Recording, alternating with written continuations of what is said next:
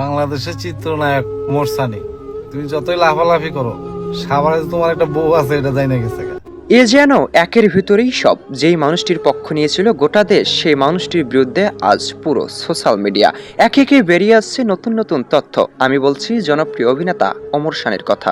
বাংলার জনপ্রিয় অভিনেতা ওমর সানির বিরুদ্ধে নতুন করে অভিযোগ দায়ের করেছেন এক সহকর্মী। এতেই শুরু হয় যেন ভক্তদের মনে নানান জল্পনা কল্পনা।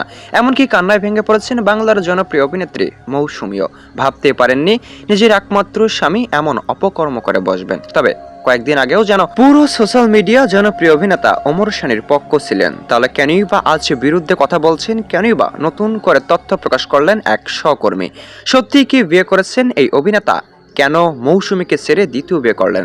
জানতে চান হাজারো নেটিজেন। এমনকি এর মধ্যেও লুকিয়ে আছে এক ভয়ঙ্কর তথ্য।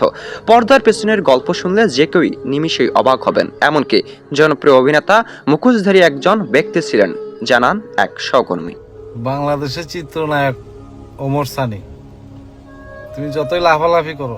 বাংলার সফল জুটি ছিলেন ওমর সানি ও মৌসুমী। তবে ইতিমধ্যেই তারা দুজন দুদুশে পাড়ি জমিয়ে যেন নতুন করে সংসার জীবন শুরু করেছেন। তবে ওমর সানি দীর্ঘ শত শত বছর অপেক্ষায় ছিলেন নিজের প্রিয় মানুষ মৌসুমীর জন্য।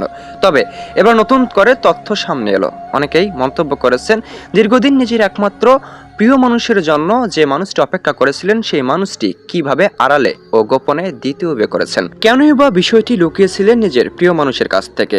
কেন লুকিয়েছিলেন নেটিজেনদের কাছ থেকে?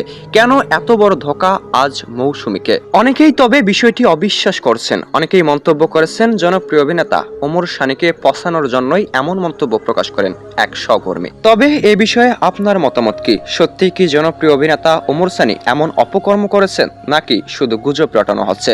অবশ্যই আপনার মতামত কমেন্টে জানিয়ে দিন। আর এখনো যদি আপডেট পেতে চ্যানেলটি সাবস্ক্রাইব করে না থাকেন, অবশ্যই সাবস্ক্রাইব করুন সবার আগে আপডেট পেতে। দেখছেন এবি নিউজ বাংলাদেশ।